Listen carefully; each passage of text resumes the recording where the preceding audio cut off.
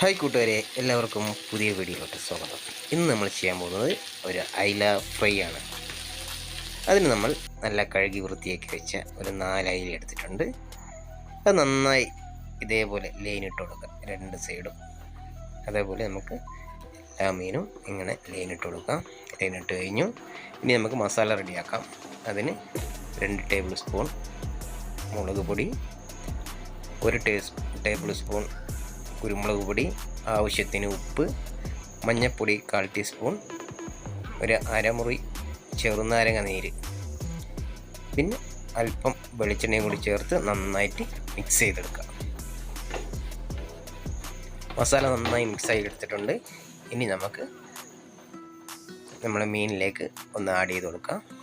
നല്ല രീതിയിൽ നന്നായി ഒന്ന് തേച്ച് മസാലയൊക്കെ നല്ല രീതിയിൽ പിടിക്കുന്ന പോലെ ഒന്ന് നമുക്ക് തേച്ച് പിടിപ്പിക്കാം.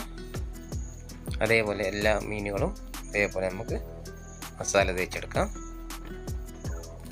മസാല തേച്ചെടുത്ത് കഴിഞ്ഞു. ഇനി നമുക്ക് 2 കരിയാപ്പല കൂടി ഇട്ടിട്ട് ഒരു 10 മിനിറ്റ് നമുക്കൊന്ന് മാറ്റി വെക്കാം.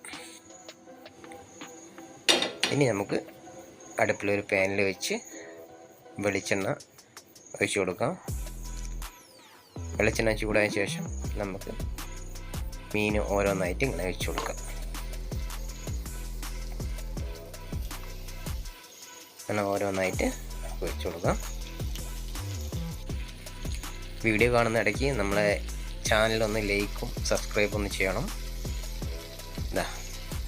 അതിന് മേലെ 2 കരിയാപ്പിലൊക്കെ ഇട്ട് നല്ല രീതിയിൽ നമുക്ക് കുക്ക് ചെയ്തെടുക്കാം.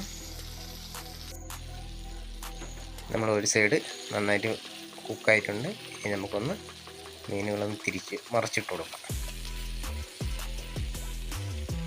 അങ്ങനെ നമ്മൾ ഇങ്ങനെ മറിച്ചിട്ടിട്ടുണ്ട്.